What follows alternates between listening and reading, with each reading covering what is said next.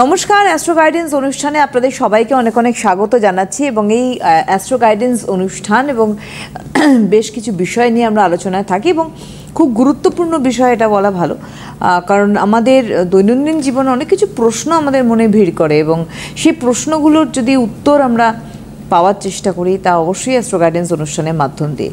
আর astro guidance অনুষ্ঠান মানে যাকে পাওয়া, তার সঙ্গে আমরা এই মুহূর্তে সরাসরি কথাও বলছিলাম। অনুষ্ঠান শুরুর আগে অনেক এক্সপিরিয়েন্স শেয়ার করছিলেন তিনি, বিশিষ্ট জ্যোতিষ ব্যক্তিত্ব এবং বাকসিদ্ধ মাতৃসাধক শ্রীরামকৃষ্ণ। অনেক অনেক স্বাগত দাদাকে আমাদের অনুষ্ঠানে আসার জন্য।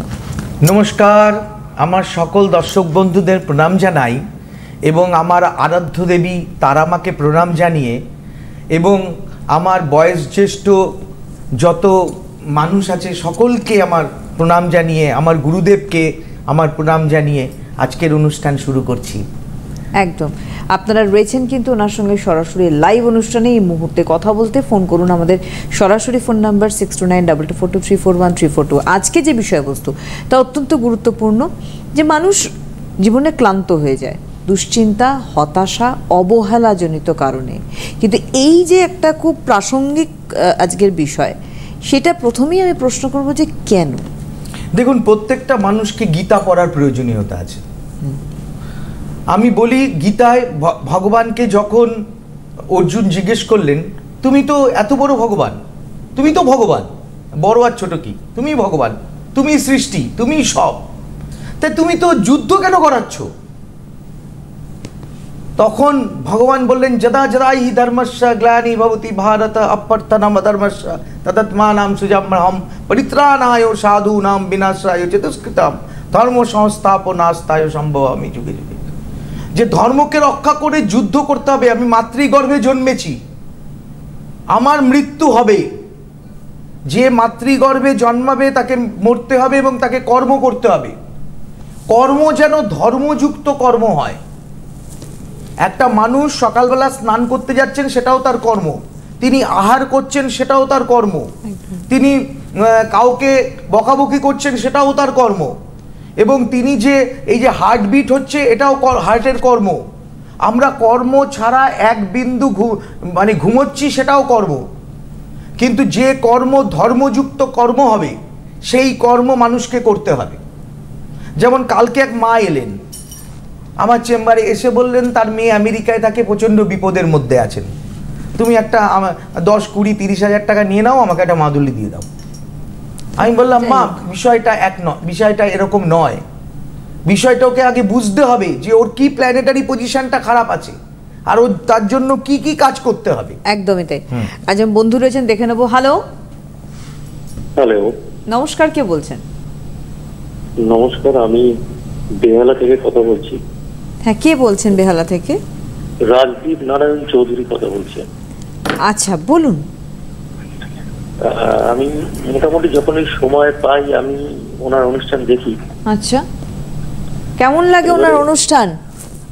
অনুষ্ঠান তো অসাধারণ লাগে। তো আজকে আমার কাছে সবকিছু থেকে অনেক কিছু নেই, তার জন্য একটু আমার একটা প্রশ্ন ওনাকে ছিল। আমি ট্রাই করছিলাম লাস্ট 2-2.5 মাস ধরে। আমি যখনই মানে কলকাতা আসি, আমার কাজটা তো বিভিন্ন জায়গায়, কলকাতা আসি তখন ওনাকে ফোন টোন করি, বাট আজকে লাকিলি পেয়ে গেছি। বলুন। তো আপনার ডেট অফ বার্থটা বলুন। ডেট অফ বার্থ হচ্ছে 17/10।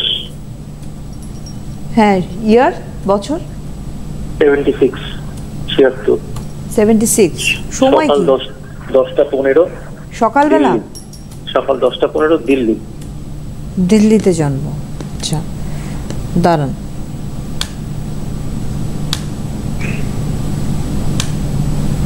সেদিন রবিবার ছিল তো? রাইট। ধনু লগ্ন, কর্কট রাশি জানা আছে? ওইটুকুনি জানি, এছাড়া আর কোনোদিন এসব নিয়ে কোনো কিছু করিনি আর কি।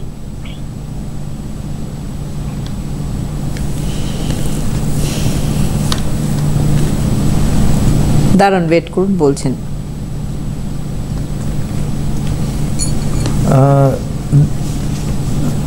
এখানে শনিচন্দ্র বীজযোগ রয়েছে, রবি রাহু ছন্ন ছাড়া যোগ রয়েছে, লগ্নের দ্বিতীয় তৃতীয় চতুর্থ পঞ্চমে কেতু, ষষ্ঠে বৃহস্পতি, সপ্তম অষ্টম স্থানে। অ্যাকচুয়ালি রাজদীপ কি বললেন নামটা? হ্যাঁ উনি রাজদীপ নারায়ণ চৌধুরী। হ্যাঁ হ্যাঁ রাজদীপ নারায়ণ চৌধুরী। হ্যাঁ, দেখুন একটা কথা বলি, আপনি যদি খুব রাগ না করেন, আপনি কিন্তু জীবনটাকে একটা জুয়ার মধ্যে দিয়ে নিয়েছেন, মানে প্রচন্ড মানে রিস্ক আপনি নিয়েছেন এবং বর্তমানেও নিচ্ছেন। বলতে পারেন আমার তো মানিটারি বিজনেস চলে সব জায়গায়, এবং এটা একটা জুয়ার মতোই, কখনো উত্থান কখনো পতন এইভাবেই চলেছে। ওটার জন্যই উনি আপনার বলছেন বিবাহিত জীবন একেবারে ভালো না, সাংসারিক জীবন না, আপনাকে আপনার স্ত্রী সঙ্গ দেবে না, আপনাকে আপনার সন্তান সঙ্গ দেবে না, আপনার কোনো আত্মীয় স্বজন আপনাকে সঙ্গ দেবে, আপনি একাকিত্ব জীবনযাপন করছেন এবং বর্তমানে আপনি নেশাগ্রস্ত হয়ে পড়েছেন এবং আপনার জীবনে চর্মরোগ, নেশা, শত্রুদোষ, কিছু শত্রু আপনাকে আক্রমণ করার চেষ্টা করছে, পারলে জীবনে মেরে ফেলার ষড়যন্ত্র করছে, এগুলো আপনি বুঝতে পারছেন। সমস্যা তৈরি করতে পারে, সমস্যা তৈরি করার চেষ্টা করছে আপনাকে। সমস্যা অলরেডি আমার চলছে। আপনার বিদেশ যাত্রা যোগ রয়েছে কিন্তু সেটাও আটকে যাচ্ছে। হ্যাঁ, প্রিভিয়াসলি অনেকবার গেছি কিন্তু বর্তমানে 2-2.5 বছর ধরে সেটা ক্লিক করছে না, এবং সমস্ত কিছু আমার পারিপার্শ্বিক যারা রয়েছে আমার কাছে অর্থ সেইভাবে রকম ভাবে প্রচুর প্রবল থাকলেও আমি কারুর সঙ্গ বা কারুর সহযোগিতা আমি পাচ্ছি না। এই কথাগুলোই কিন্তু একের পর এক বলছিলেন দাদা। হ্যাঁ, সেটা আপনার সমর্থন করছি কথাগুলো। দেখুন আপনার সবথেকে জীবনে ভুল হচ্ছে কি জানেন, যেমন মানুষ একটা করে জামা চেঞ্জ করে, আপনি এক একটা করে জীবনে আপনার জীবন সঙ্গী চেঞ্জ করেছেন। আপনি ভেবেছেন এ হয়তো বেটার হবে, ও হয়তো বেটার হবে, ও হয়তো বেটার হবে, কিন্তু আপনার নিজের দোষগুলোকে আপনি কখনো ঠিক করেননি। আমি জানি না আমার কথাগুলো শোনার পর হয়তো আপনি আমার কাছে আসবেন না, কিন্তু আমি স্পষ্ট কথা বলি, কারণ সমস্যা যেখানে আছে সমস্যার সমাধানটা সেই জায়গা থেকে তুলে ধরতে হবে। আপনাকে আপনার লাইফস্টাইল চেঞ্জ করতে হবে, আপনার চিন্তাধারা চেঞ্জ করতে হবে। এই পৃথিবীতে কিন্তু আমরা চিরস্থায়ী নই। এমন আপনার টাকা থাকতে পারে, শান্তি পেতে গেলে আপনাকে অবশ্যই কিন্তু তারাপীঠে একটা হোমযজ্ঞ করে আমার সঙ্গে 1 ঘন্টা বসে আপনাকে শান্তির জায়গাটা বুঝতে হবে। আর আপনি যারা আপনার কাছে আসছে তারা অর্থের জন্য আপনার কাছে আসছে। যে জীবন সঙ্গী যাদের বাঁচছেন আপনি, তারা প্রত্যেকে লোভী। হ্যাঁ, দেখবেন অভাগা যেদিকে যায় সাগর শুকায়া যায়। মানুষের যখন খারাপ টাইম থাকে না, তখন দেখবেন খারাপ খারাপ লোকগুলো আপনার সংস্পর্শে আসবে, ভালো লোককে আপনি খুঁজে পাবেন না। হ্যাঁ, যদি পেয়ে যান তবে মানে অসম্ভব ঈশ্বরের কৃপা। হ্যাঁ, কি বলছেন দাদা? আপনি একদমই সঠিক বলছেন, কিন্তু এই যে সঙ্গী পাল্টানো, এটা কিন্তু স্বভাবে বা অন্য কোনো কারণে নয়। আপনি যেটা বললেন যে একটা সঠিক সঙ্গীর অভাবেই যাওয়া, কিন্তু এই করে আমার বদনামটা প্রচুর হয়ে গেছে। দেখুন আপনি আপনার কিন্তু মানে এইভাবে আমি কাউকে এইভাবে আমি এটা বলছি যে আমি কারোর নাম করছি না, বিভিন্ন 2-1 জায়গায় আমি কনসাল্ট করেছি, পিন পয়েন্টে আমাকে কেউ কোনোদিন বলেনি যেটা আজকে আপনি বলুন। একদমই তাই। বিষয় হচ্ছে, দেখুন আমি প্রথম কথা নাম্বার 1, আমার কাছে কেউ আসলে আমি এগ্রিমেন্ট করে কাজ করাই। মানে আমি আপনার থেকে টাকাটা নিচ্ছি, নিচে সই দিয়ে দেবো, আমার নাম দিয়ে, অ্যাড্রেস দিয়ে, ফোন নাম্বার দিয়ে এবং আধার কার্ড, ভোটার কার্ড আমি দিয়ে দেবো।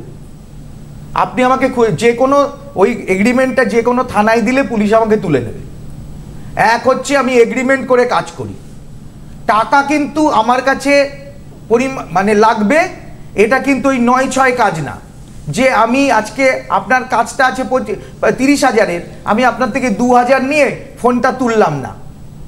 আমার কাছে এমনও বৃদ্ধ মানুষ আছে যারা আগরতলা থেকে ফোন করেছেন যে আমার কাছ থেকে জ্যোতিষী টাকা নিয়েছে, এখন ফোন ধরেন না।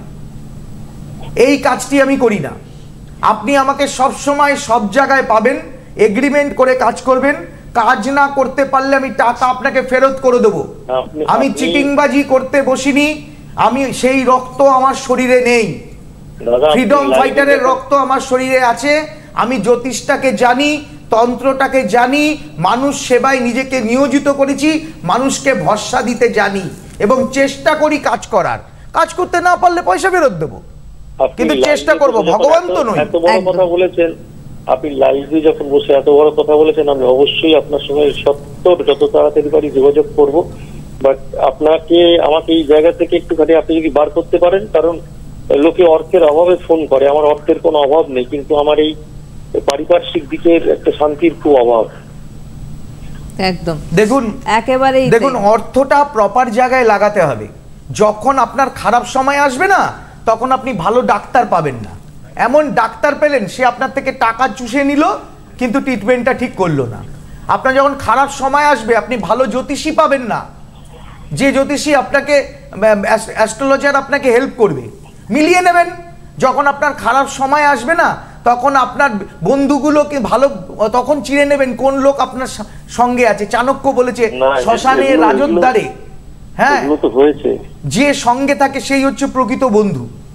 প্রকৃত বন্ধু চিনতে গেলে আপনি তখন বিপদে পড়লে বুঝবেন কে আপনার প্রকৃত বন্ধু। তাই যখন সময় খারাপ থাকে, তখন মানুষ যখন মানে জলে ডুবে যায়, একটা মরাকে আঁকড়ে ধরে বাঁচার চেষ্টা করে। কিন্তু বিষয় হচ্ছে সেই মানুষগুলো যাদের আপনি ধরবেন অসহায় সময়, তারা আপনার থেকে চোট করে নেবে পয়সা, টার্গেট করে আছে শকুনের মতো। কি করে আপনার থেকে টাকাগুলো নিয়ে ফোনটাকে অফ করে রেখে দেবে এবং আর আপনার সঙ্গে যোগাযোগ করবে না। এই মানুষগুলো থেকে দূরে থাকুন। এই জন্য অনেক জ্যোতিষ শাস্ত্রের বদনাম হয়েছে। আমরা খারাপ হতে পারি, এই সাবজেক্টটা খারাপ নয়। আমি বারবার বলছি, এই চ্যানেলটা হচ্ছে আমাদের প্ল্যাটফর্ম, আমাদেরকে তুলে ধরে, আমাদের ভালো মন্দ বলতে জায়গা দেয়। আমরা বলি, সত্যি কথা বলার চেষ্টা করি, মানুষকে ভরসা দেওয়ার চেষ্টা করি এবং জীবনের পথে সঠিকভাবে এগিয়ে নেওয়ার চেষ্টা করি। একদম। কিন্তু 2 নাম্বারই করতে কিন্তু বসিনি। কেউ যদি এসে বলে রামকৃষ্ণ দা আপনি আমার এইটা লস করেছেন, আপনি আমায় বুঝিয়ে দিন, আপনি টাকা ফেরত দিয়ে যান, কোনো অসুবিধা নেই। আমি কাজ করব, এগ্রিমেন্ট করে করব। কাজ করতে পারবো না, বলে দেবো আমি ভগবান নই, আপনি অন্য কাউকে খুঁজে নিন। এভাবেই রামকৃষ্ণ তার সোজাসাপটা কথা বলেন, সেভাবেই ওনার প্রেডিকশনও কিন্তু কথা বলে, আমরা প্রত্যেকেই জানি। আরেকজন বন্ধু রয়েছেন, দেখে নেবো। হ্যালো হ্যালো, হ্যাঁ নমস্কার, কে বলছেন? আমি সুমিত্রা সাহা বলছি, ফালাকাটা থেকে। কার সম্বন্ধে জানবেন? আচ্ছা, সব নর্থ বেঙ্গলের ফোন। হ্যাঁ, নাগেরটা বেহালা ছিল। আর বলছি যে অনুষ্ঠান দেখা হয়? হ্যাঁ হ্যাঁ, আমার দাদার প্রোগ্রাম ভীষণ ভালো লাগে। 30 তারিখে তো ফালাকাটায় যাচ্ছেন রামকৃষ্ণদা, 30শে জুলাই।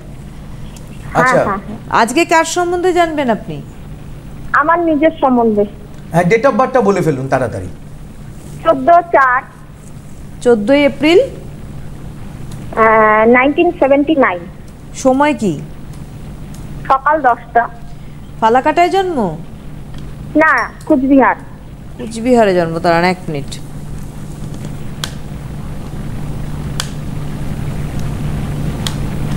সেদিন শনিবার ছিল তো?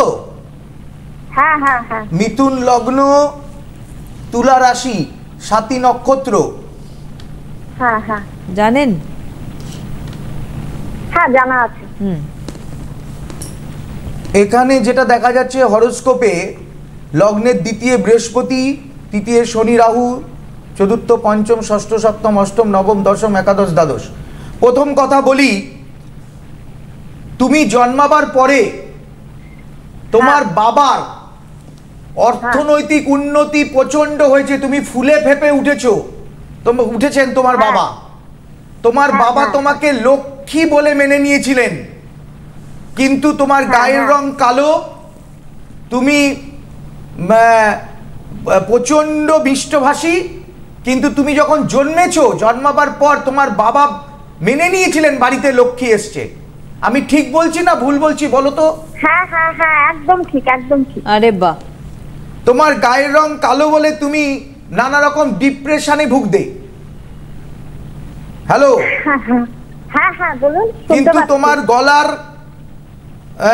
স্বর অত্যাধিক সুন্দর, তুমি ন্যায়নিষ্ঠ, ধর্মপরায়ণা, সহজে কারোর কাছে মাথা নিচু করো না, তোমার নিজস্বতা বোধ বেশি, তোমার উচ্চাকাঙ্ক্ষা প্রবল, তুমি ঘরদোর সুন্দর করে গুছিয়ে রাখতে ভালোবাসো, মানুষকে খাওয়াতে ভালোবাসো, তুমি সকল বৃদ্ধ বৃদ্ধাদের তুমি প্রচণ্ড স্নেহ করো, ভক্তি করো, ঈশ্বরের প্রতি প্রচণ্ড তোমার বিশ্বাস রয়েছে।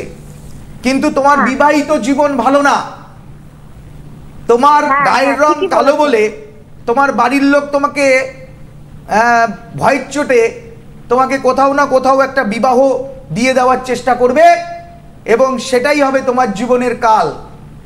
হ্যাঁ, এরকম চিন্তা ভাবনা চলছে বাড়িতে? হ্যাঁ হ্যাঁ ঠিকই বলেছেন। ওখানটায় একজন মহিলা তোমার বিবাহিত জীবনটাকে তছনছ করে দেবে, বুঝতে পেরেছো?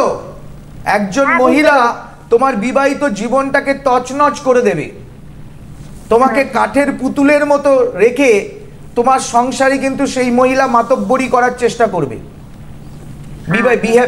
বিবাহের পর। তোমার বিবাহ কি হয়েছে? হ্যাঁ হয়েছে, বিবাহিত জীবনের সমস্যা চলছে। সমস্যাটা কি বলো তো? ওই সাংসারিক মানে হাজবেন্ড ওয়াইফের মধ্যে কোনো গন্ডগোল নেই, কিন্তু আমার শ্বশুরবাড়ির লোকজন মানে তৃতীয় ব্যক্তির হস্তক্ষেপে আমাদের বিবাহিত জীবনটা নষ্ট যা হয়ে যা যায়। বললেন সেই আপনি বলছেন, তার আগেই উনি বললেন।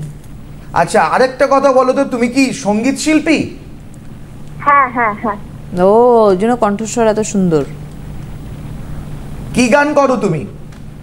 আমি রবীন্দ্রসঙ্গীতের ডিপ্লোমা আছে আমার। সিটিভিএন এ অনেক রবীন্দ্রসঙ্গীতের প্রোগ্রাম হয়, তুমি দেখো সিটিভিএন এ রবীন্দ্রসঙ্গীতের প্রোগ্রাম হয়, সিটিভিএন এ রবীন্দ্রসঙ্গীতের প্রোগ্রাম হয়, দেখো? হ্যাঁ আমি দেখি এবং প্রতিদিনের রবীন্দ্রনাথে আমি অডিশন দিয়ে এসেছি। ও আচ্ছা আচ্ছা আচ্ছা, বাহ বাহ বাহ বাহ। প্রতিদিনের রবীন্দ্রনাথ উনি এসছেন, এসছেন। সন্দীপ্তা, আচ্ছা বাহ। যাই হোক, তোমাকে কিন্তু আমি একটা কথা বলি, জয় তোমার হবেই, ভরসা রাখো, জয় তোমার। লড়াইটা কিন্তু একটা বড় জায়গায়, এখানে অনেক গল্প আছে, সেই গল্পটা সামনাসামনি আসলে হবে, কিন্তু তোমাকে লড়াই করতে হবে, লড়াই করে তোমাকে তোমার জায়গাটাকে ছিনিয়ে নিতে হবে। এর পিছনে তোমার মা থাকবে না, বাবা থাকবে না, ভাই থাকবে না, বোন থাকবে না। আর বিশ্বাস করো, তোমার হাজবেন্ড হচ্ছে একটা গরু। আমি বলছি এখানে বসি, অনলাইনে বসে বসে বলছি, কারণ তোমার মেয়েকে যে অবহেলা করে সে গরু ছাড়া আর কিচ্ছু নয়। কিছু মনে করবেন না কথাটা বললাম। না ঠিকই বলেছেন আপনি, ঠিকই বলেছেন। কারণ তোমার তার যদি সৌন্দর্যের প্রয়োজন হতো, সে সুন্দরী মেয়ে বিয়ে করত, সে গুণী মেয়ে চেয়ে বিয়ে করেছেন বা অর্থের জন্য চেয়ে বিয়ে করেছেন। এরপরে যে কাজটা উনি করছেন এটা পুরোটাই মোটিভেটেড হয়ে নোংরামো করছেন। এর জন্য তোমার লড়াইটা সেখানেই। তুমি আমার সঙ্গে যোগাযোগ করো, আমি বুঝিয়ে দেবো লড়াই কাকে বলে, লড়াই কাকে বলে আমি বুঝিয়ে দেবো, তুমি আমার সঙ্গে যোগাযোগ করো। 30শে জুলাই তো ফালাকাটায় চেম্বার রয়েছে, আপনি ফালাকাটা থেকেই বলছেন, যোগাযোগ করতে পারেন। আমি একটু বলে রাখি, চেম্বার পর করে ওনার রয়েছে। আর 28 তারিখ 28 আর কোনো ডিপ্রেশনে ভুগবে না, খাওয়া দাওয়া ঠিক মতো করো, কোনো ডিপ্রেশনে ভুগবে না। মনে করবে সত্যের সঙ্গে সবসময় ভগবান আছেন, ভগবান সত্যের সঙ্গে আছেন, এটা আমি বিশ্বাস করি। আমি ছোটবেলা থেকে দেখে যাচ্ছি, অন্যায় যে করে না, হয়তো তার কষ্ট হয় সাময়িক, পূর্বজন্মের কর্মফল প্রারব্ধ আমাদের জ্যোতিষশাস্ত্রে আছে, কিন্তু লড়াইয়ে তোমার জয় হবেই হবে, হবেই হবে। আগে তো বামফ্রন্টের সব নেতারা বলতেন না, বাঁচতে গেলে লড়তে হবে, লড়াই করে বাঁচতে হবে। তাই লড়াই করে জীবনে বাঁচতে হবে, এটা সত্যি কথা। একদম। আমি একটুখানি চেম্বারগুলো বলে দিই। 28শে জুলাই 28 জুলাই জলপাইগুড়িতে চেম্বার করছেন রামকৃষ্ণদা। পরের দিন 29 জুলাই রয়েছেন উনি ধূপগুড়ি। 30 জুলাই আমি জাস্ট একটু আগে অ্যানাউন্স করলাম, 30শে জুলাই ফালাকাটায় চেম্বার রয়েছে। 31 জুলাই মাসের একদম শেষ দিনে ওনার দিনহাটাতে চেম্বার রয়েছে, নর্থ বেঙ্গল জুড়ে chamber. 1 August Cooch Behar, 2 August Siliguri, 4 August রয়েছে ওনার চেম্বার গঙ্গারামপুর, 5 অগস্ট কালিয়াগঞ্জ, আর 6 অগস্ট রয়েছে মালদায় chamber, 7 August Bardhaman, 8 August Asansol, 9 August Durgapur, 16 August Tarapith chamber রয়েছে। এবং অবশ্যই আপনাদের বলে রাখি যে বুকিং ফোন নাম্বার স্ক্রিনে দেখুন, এই যে রেড বক্সে যাচ্ছে, 9836153266 একটি নাম্বার, 9339845992 আরেকটি নাম্বার, 9038002022 আরেকটি নাম্বার। অর্থাৎ এই যে তিনটে নাম্বার দেখছেন, এখানে কিন্তু প্যারালাল বুকিং অন রয়েছে। অনুষ্ঠান চলাকালীন আপনারা অবশ্যই কিন্তু বুকিং করতে পারেন। আজকে যে বিষয়বস্তু, সেই বিষয়বস্তুটার দিকে আমরা আরেকবার যাব। সেটা হচ্ছে এই যে ক্লান্তি চলে আসে, দেখুন ও যে ফালাকাটা রয়েছে না, কিন্তু হ্যাঁ ও যে ফালাকাটা রয়েছে, ফালাকাটা মোড়ের মাথায় সরকার মেডিকেল আছে।